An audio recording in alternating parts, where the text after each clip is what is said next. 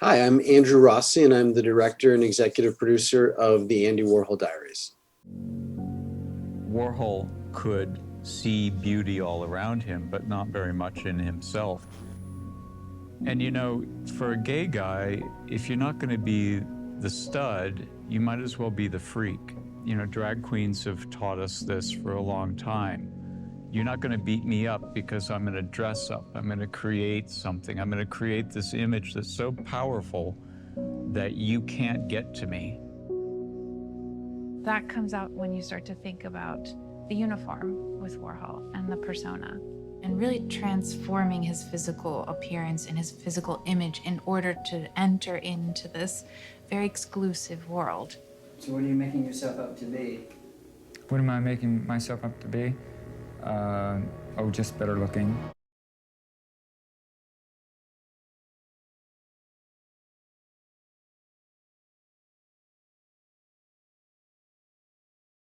This is Factual America. We're brought to you by Alamo Pictures, an Austin and London-based production company making documentaries about America for international audiences. I'm your host, Matthew Sherwood. Each week, I watch a hit documentary and then talk with the filmmakers and their subjects. This week, it is my pleasure to welcome acclaimed filmmaker Andrew Rossi, writer and director of the Netflix docuseries The Andy Warhol Diaries. Andy Warhol almost requires no introduction. Arguably the most famous artist of his generation, Warhol's work still resonates today, 35 years after his untimely death. But what do we know about the man behind the cultural icon? His diaries, which Andrew Rossi has brought brilliantly to life, give us a clue. Stay tuned as we learn how Warhol the man, talented, sensitive, gay, and religious, was far more complex and human than his public persona ever let on.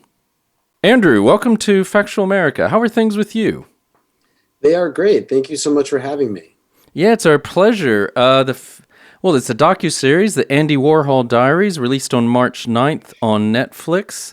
So congratulations on that. And why don't you, we've said it in the intro, we basically say Andy Warhol doesn't need to be introduced, but maybe you can give us an introduction in terms of what the Andy Warhol Diaries docuseries is all about, maybe a synopsis.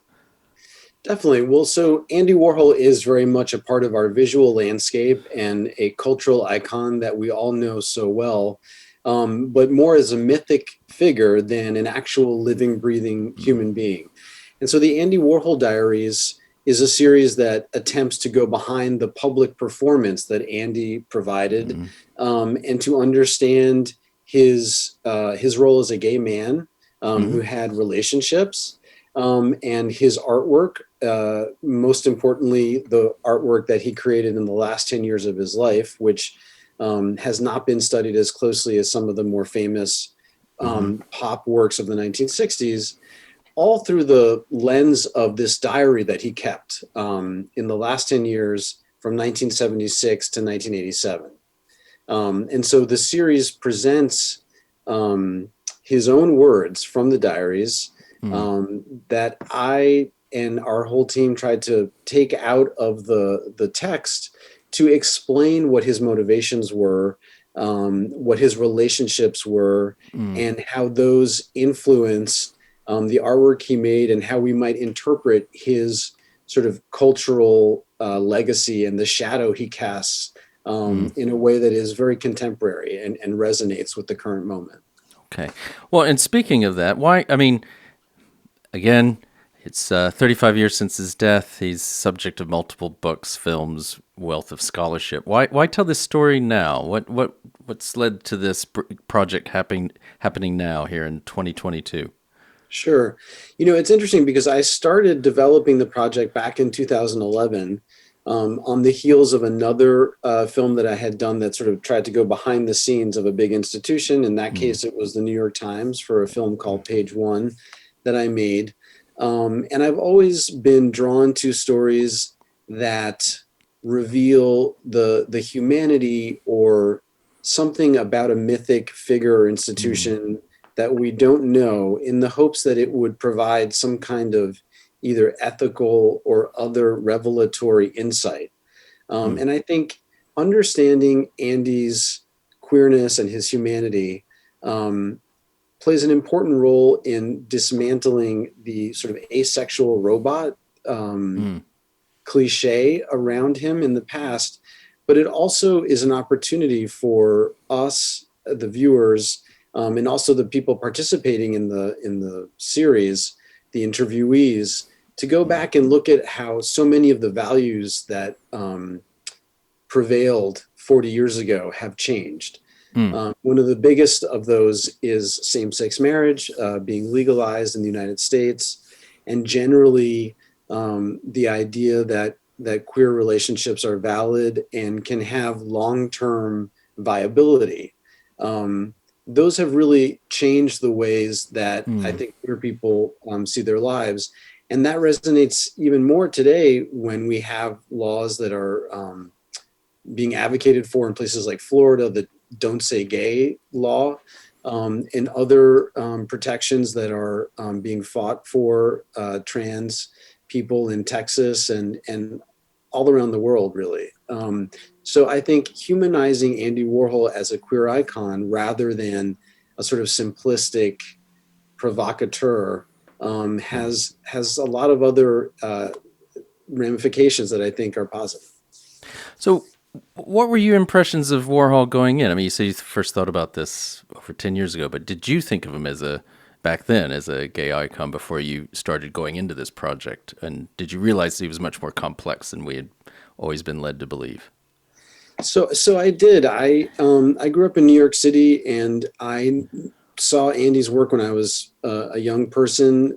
My dad would take me to art galleries and museums, and his work was fun. It had a very vibrant color palette, and the serial images like Elvis repeated, or the portraits of Marilyn Monroe and Liz Taylor, they sort of jumped out to me as a kid, and in high school the diaries were published, and I remember going home from school after getting off the crosstown bus and seeing the book in a bookstore window, and immediately going in and purchasing it. I think because I was growing up in a very homophobic environment, and I was figuring out my sexuality as a bisexual man, and Andy Warhol was a kind of a safe space. He was a role model. He wasn't, as we discussed in the series, out in a sort of formal or official way at that point. But I think there was something about his footprint in the culture that gave permission to people to be themselves, to be sort of outsiders, whether it be in their sexual identity or in other ways. And he had the show Andy Warhol's Television on public access cable that I watched. And so he was somebody that really drew me in even then.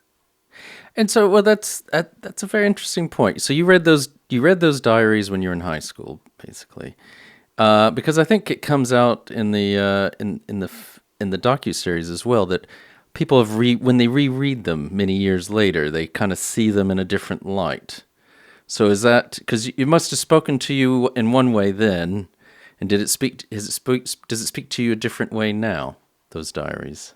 Yes, it does, because when they were published, the scandal at the time was all about how Andy was talking about Liz Taylor or other celebrities and drug use and going to Studio 54 and the sort of glamorous peccadillos of the famous. And there was almost a sort of listing of parties and the celebrities who were in attendance that was obsessive, and like a kind of force field or a set of distractions from what Andy was actually saying about himself.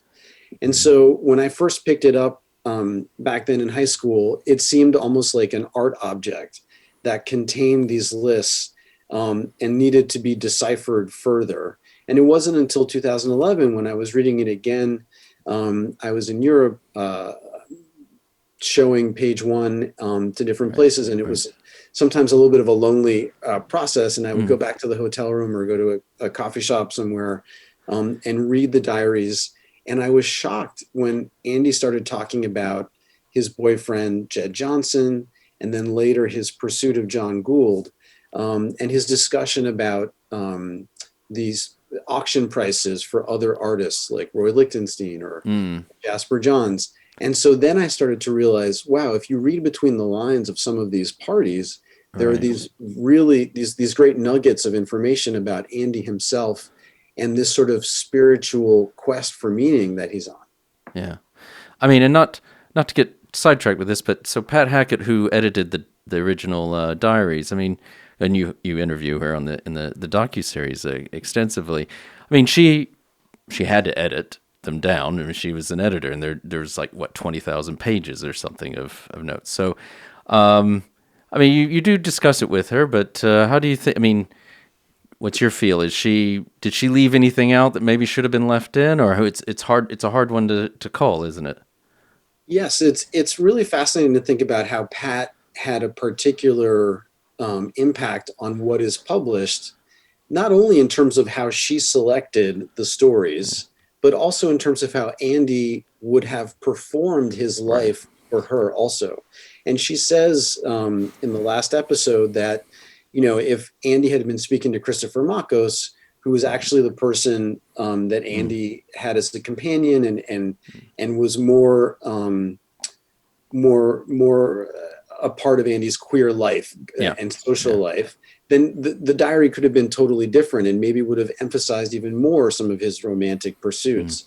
But Pat, I think, had a real sense of what at the time was considered pop or mainstream and accessible. And so she says that she wanted there always to be a balance between the personal and also the public, and enough celebrities to kind of keep people interested. I think that's another change 40 years later. Perhaps there's more bandwidth among audiences to go down the road of a story that's more personal and more intimate versus only having the bold-faced names. Right, or the gossip, which we're already aware of now anyway, because it's just readily available, isn't it? Absolutely. And yesterday's gossip today maybe doesn't mean anything. I mean, that's one thing, when I was going through all the proper names, you might not know who they are now. So I think it's the inner struggle and journey that really transcends. Interesting. No, that's a very good point. I mean, because for our younger listeners, because I remember Interview Magazine and these sort of things. I'm of that age. But his whole life was performance art. I mean, his whole life was a performance, wasn't it? At least his public life. Yes. Andy, when he came to New York, he struggled to be successful in the art world, and he made a sort of fateful decision that I think has had an impact on the rest of our culture, to drop the A off of his last name, Warhola. He was the son of immigrants, and he always struggled with the way that his skin looked and his baldness from a young age, and he decided to wear a white wig. And he created this character, Andy Warhol, that became his sort of armor, and it was a persona that he tried to embody when he did interviews with the press, who would ask him to explain his artwork and its meaning. And it was a way for him to deflect questions and to sort of hide behind a costume and again, a persona. Yeah. And so, I mean, it must be, it's an amazing challenge for a filmmaker to try to get through that, because it's, as you said, it's this almost impenetrable wall that we have that is his persona and what we, or those of us of a certain age remember, or those who just see the videos online or whatever. I mean, maybe coming into this, you'd read the diaries, you had a second read, you're interviewing people, but what have we gotten wrong about the story? I guess there's a few different areas that, so one is this idea of him being this asexual robot, right? Which he said plenty of times that that's what he was, in essence. But as the diaries show, or at least more than hint at, and as you show with all your well documented, he was avowedly a homosexual man. He lived that life. That was his life. That's who he was. And was that all his sort of construction, this whole idea of being asexual? Was it part of trying to fit in? What do you think was driving that? As you say, there are so many different myths and Yeah. efforts by Andy to construct an image that making the series required several levels of sort of peeling back the layers. And the diaries really help in that effort, because Andy's own words and the voice that is provided by a combination of AI and the actor Bill Irwin give you Andy's own sort of confession of feeling totally awkward, saying that is a freak, and talking about the ways in which, for example, when ABC News comes with the 2020 crew to see how he is putting together portraits, how much he's afraid for also the financial health of his company, Andy Warhol Enterprises. Yeah. And so I think, I hope the viewer starts to understand that Andy is constantly juggling many different stakes. And one of those is his sense that as a gay man, that he won't be accepted by a society that, when he first was growing up in Pittsburgh, deemed homosexuality illegal and a mental illness. He is also struggling with his religious background, which views homosexuality as immoral. But it is actually within his Byzantine Catholicism, I think, that we start to find the first big revelation. People were unaware that Andy was a very religious person and went to church at St. Vincent Ferrer in Manhattan. Throughout the work week, he would go, even as an older man. But then also his mother Julia took him to mass on Sundays, 3 masses back to back. It's reported, and it's in that context that he discovered a form of painting that is part of the Byzantine Catholic Church, the iconostasis, which shows saints in a very flat surface. So he gains a sort of formal approach that we can see traces of in his portraits, but he also gains an approach to spirituality that comes through a lot in the diaries. And I think that's the other thing that in peeling back the layers comes through. Love for him and the search for connection to his romantic partners is explicitly part of the way that he frames his effort to fill the void. He says he has desperate feelings and he feels empty, and then he says, and that's why I would like to fall in love with, for example, John Gould. And that's where we bring in the other characters like Jed and John, and then ultimately Jean-Michel Basquiat. Yeah. And I think, as you mentioned too, with his, with certainly in Byzantine and also Orthodox Christianity, the icons are also, it's a way into God, actually. Through, they are a gateway to God in a way. So it's, and then he obviously replicates that throughout, his art. It's very interesting. And yet, and I guess this also points out to this point, I guess this, we don't have long enough to go through all the myths, you would probably tell me, but this idea that, some people just think of him for the 60s, right? The pop art, the Campbell's soup cans and all that stuff. But he had these other periods in his life, which some probably now, I don't know. Did he have a retrospective recently, I think, in New York? I mean, it was just probably, people are looking at that last decade of his life. Yes. There was the Whitney exhibition, Andy Warhol, the philosophy of Andy Warhol from A to B and Back Again in 2018 that Donna DeSalvo organized. And then after that, there was a Tate exhibition. Right. Both of these put much more emphasis on Andy's later work from the 70s into the 80s than ever before. And I think that's really critical. And as you suggest, the religious components of Andy's worldview really come to bear in this work. And it provides an incredible insight into his whole career, because the search for meaning and some kind of spiritual insight and a reckoning with God and mortality are actually behind a lot of the work that many of us have seen.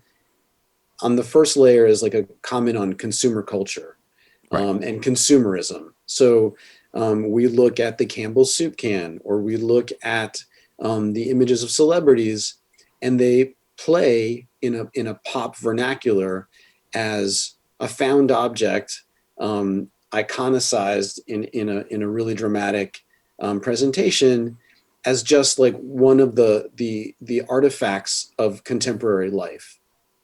But I think when you understand that Andy is also looking at the world as a Catholic and with a sense of the judgment of God and ultimately Jesus Christ, as we see in the Last Supper paintings, which are the last ones he does, we can interpret some of his other paintings, like the electric chair, or some of his later advertising slogans that say heaven and hell are just one breath away, as comments on the existential crisis of, what does it mean to be on this earth and to be close to death at all times. This takes on even more significance during the HIV/AIDS crisis, when Andy, like so many other gay men, is thinking about the AIDS crisis, as Jeffrey Deitch says, every hour. This is a condition of life, basically from 1982 till he dies, that is inescapable, and it comes through in searing language in the diaries. And I think the other fascinating thing is that with Jean-Michel Basquiat, he starts to pick up the brush again, and he starts doing work with more symbolic narrative. And so again, in the Last Supper, there are depictions of Jesus and other sort of totemic symbols that participate in some sort of effort for Andy to think about God as both judge and as agent of mercy, somebody who can deliver him. So these are, focusing on the late work really, first of all, puts emphasis on some of these canvases that are stunning and incredible, like the camouflage and the Rorschach. But it also gives you a whole other window into, these images of the 20th century that have many layers. Hold that thought, as I know you will. We'll give our listeners a quick break, and we'll be right back with Andrew Rossi, writer, executive producer, director of The Andy Warhol Diaries, released on March 9th on Netflix. If you enjoy Factual America, check out the Movie Maker podcast. That's all one word, Movie Maker, where our friends at moviemaker.com interview everyone from filmmakers just breaking in to A-listers like David Fincher and Edgar Wright about their movie-making secrets and behind-the-scenes tricks of the trade. They go deep and let the guests speak uninterrupted to get you the most film insight. Now back to Factual America. Welcome back to Factual America. I'm here with acclaimed filmmaker Andrew Rossi, the writer and director and exec producer of The Andy Warhol Diaries, released this month, March 2022, on Netflix. Do give it a look and give it a watch. It's 6 episodes, but it flies by, I will say. It was very, very, very... I think, if I may say, people will be referencing this work, I'm sure, in long from now when they're talking about Andy Warhol.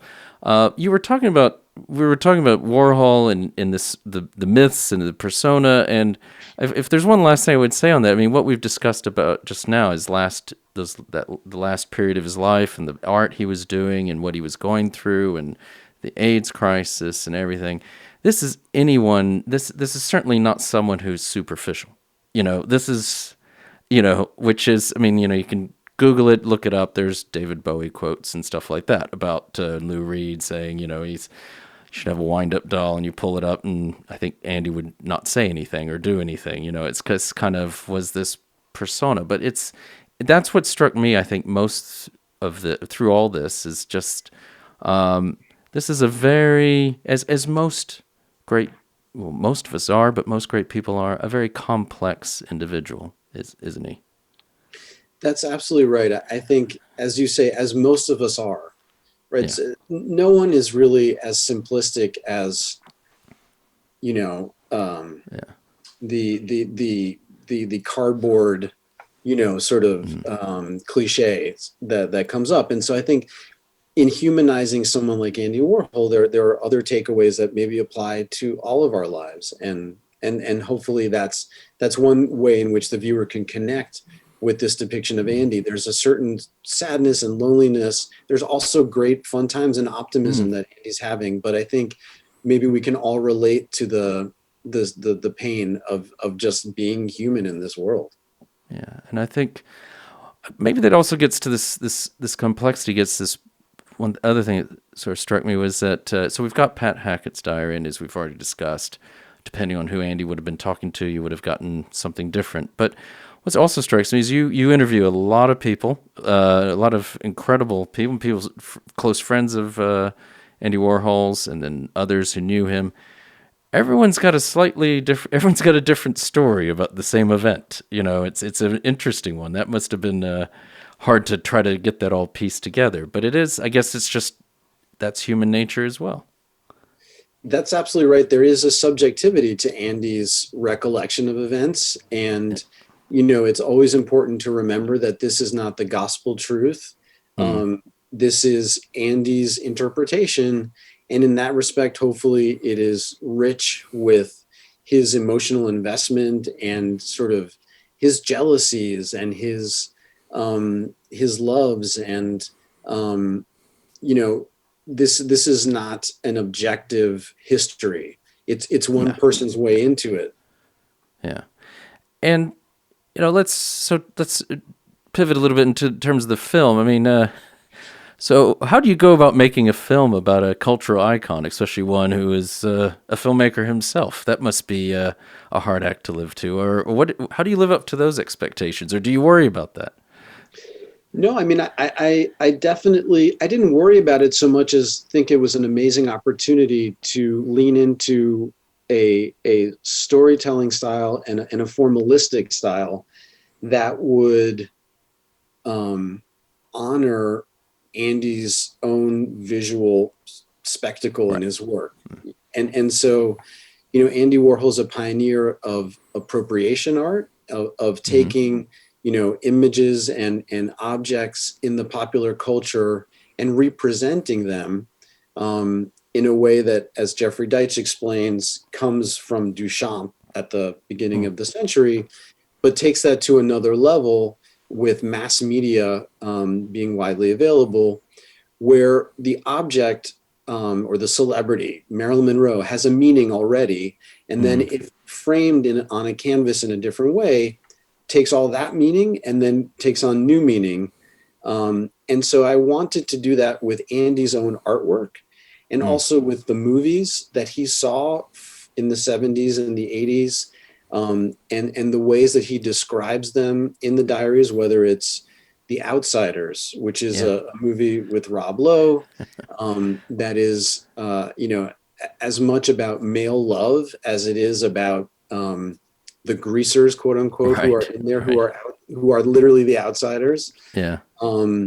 A movie like Mommy Dearest, which features Faye Dunaway playing Joan Crawford, whom Andy identifies with. And then, his own films, as you said, he's a filmmaker. And so when he made Blowjob or Couch or other films in the 60s, those are clues to his actual interests and his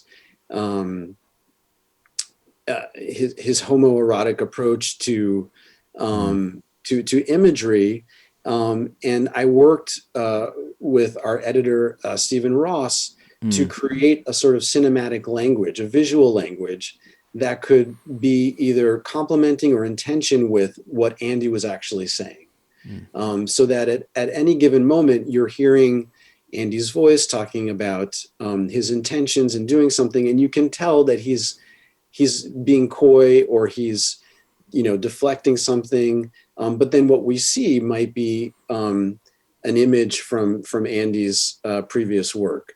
And yeah, so hopefully that was a gauntlet thrown down that was good. Yeah. So instead of being a challenge, actually, it's an incredible opportunity and a lot of fun, I imagine. It gives you more freedom than you would have with maybe some other docs. Yes, this is the first time that I've written really extensive scripts for all the episodes, and so I tried to map out how can we tell, a given scene in both, with one auditory track and another visual one, and then we just had fun, in creating it. It reminded me of a couple of other movies like Green Fog by Guy Madden, and the work of Richard Prince. There's just so much to play with there. And you just mentioned his voice and audio. I mean, you have an actor. What was this? You used AI. How did that come about, and how did that work out? Yes, well, I was really lucky to collaborate with Resemble AI, which is a company that does cloning of voices, and we worked with them to create an algorithm that took a data set of Andy speaking with his Pittsburgh accent and his sort of halting cadence. And from that algorithm, we're able to draft different scenes. And then I think I realized that we weren't getting close enough. And so I recorded with Bill Irwin, who's an amazing actor who's done a lot of work, stage work, with the plays of Samuel Beckett and others, and really is attuned to the sort of poetry of ordinary language. And so having Bill voice Andy was amazing. And so he recorded all of the lines that I selected for the series, and then we combined those with the algorithm in an interpolated model. No, it's interesting because I would have, it wasn't until I looked at the credits that I noticed, because at first I thought you actually had Pat Hackett's old recordings of all the, so it's that well done. It does, you definitely think you're listening to Andy Warhol. Well, that's great. I think, Andy naturally had a bit of flatness to his voice. And he also said that he wanted to be a machine. He had so much of a sensitive heart. As Lucy Sant says, his heart was like wrapped in gauze. He was that sensitive. He didn't want to have feelings and wanted to be like a robot, and indeed had himself made into a robot and a hologram.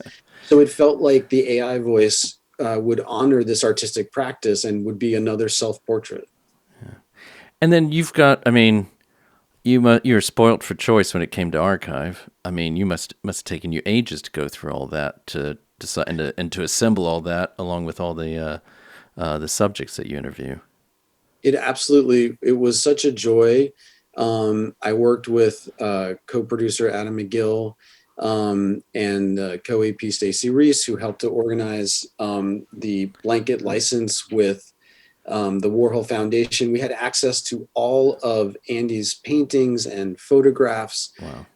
There are over 120,000 negatives, I believe, that from Andy's contact sheets. And photo snapshots that he took in the last 10 years. And those are all available online now at the Stanford collection, the Stanford Library collection. So we basically created connections between the scenes that Andy describes in the diaries and the documentation, whether through publicly available archives like CBS News or Kino or other sources, and then the photographs that Andy had taken, and then what interviewees explained and created a tapestry.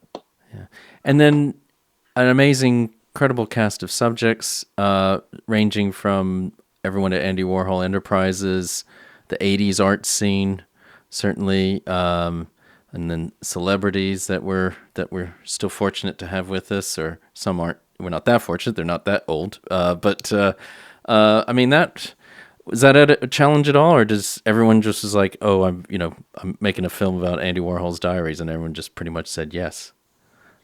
Well, there were some concerns naturally, but on the other hand, when we were in production, it was basically in the middle to the end of the pandemic, and so several people had passed away recently. Bridget Berlin, John Richardson, a few years Oh, that's before. right. Yeah. And there was this sense that this might be one of the last times where everyone could participate, Andy's peers, those who lived Right. through the moment, to contribute. And so,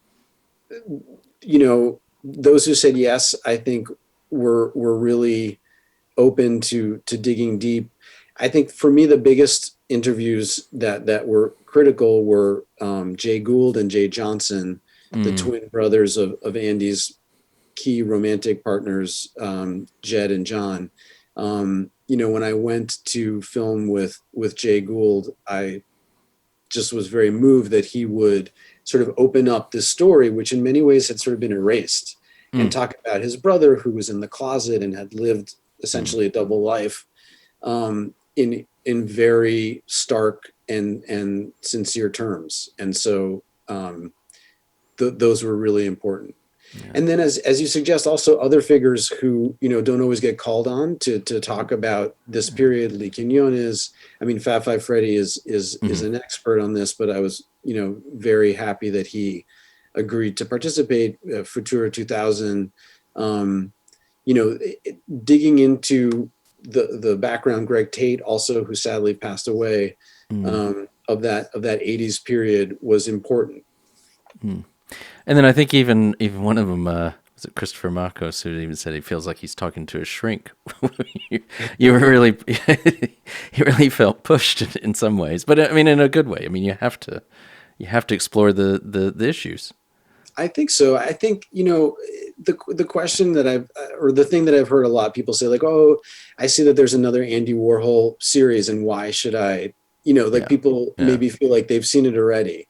And so I knew that going into it, and I thought this is not worth doing unless there's really a new insight into who Andy was, and also participants are challenged, that I can really ask them to go back 35, 40 years and reckon with how things have changed and what was it that they saw in the factory. And I hope I got close to doing that, and did so in a way that is, revealing and also respectful to them. And I think Christopher feels, as you mentioned, Christopher Makos, went on a journey to understand the role that he played in Andy's life. Doing the Altered Images series, which was, depicting Andy in female clothes, and was part of his way to explore his own identity. Yeah. No, I think, unfortunately, we're about to come to the end of our time together, but I mean, the thing is, there's so much to explore with Andy Warhol's life and everything surrounding that. There's a reason you need 6 episodes, at least, and that's just dealing with basically these last 10 years, primarily. And spoiler alert, but, Jay Gould's mother had quite a find. We had quite a find in her attic, didn't we?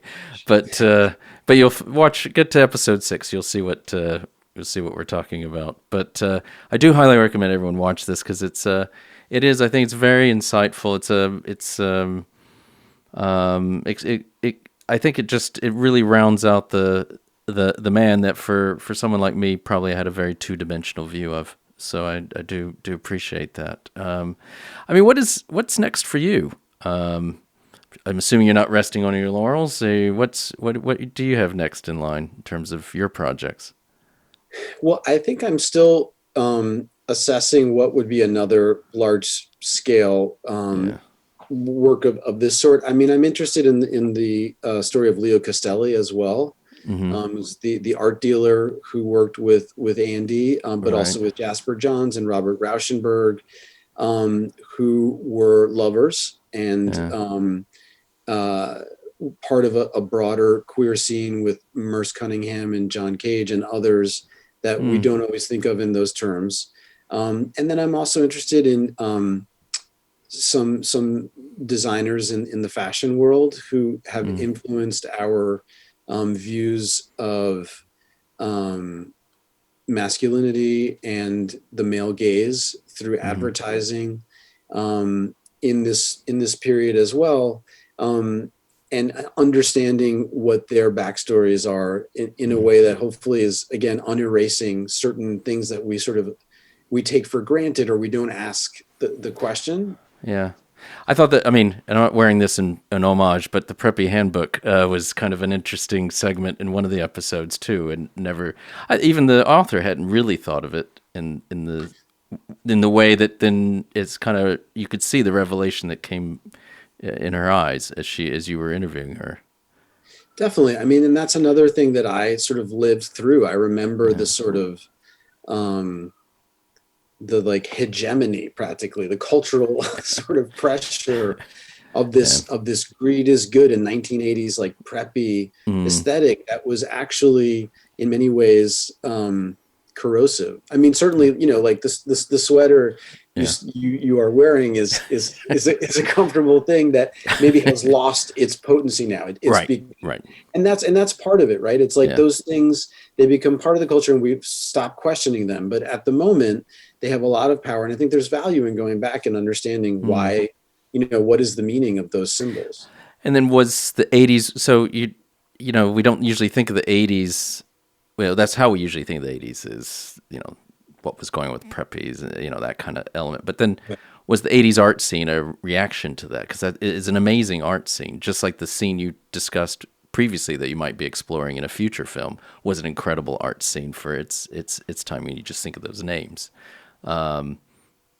Yes, I think you see the sort of the properties of Wall Street being applied to the fine art world, and the effort to commodify the works of artists in the sort of as rock stars in a way that is definitely like everything has to be under the yoke of capitalism and turbocharged in order to have value. And then, of course, there are tributaries of diverging opinion and movement and revolt against that can be found as well. Well, when I guess you even have Warhol saying that there's no greater art than good business or something to that effect.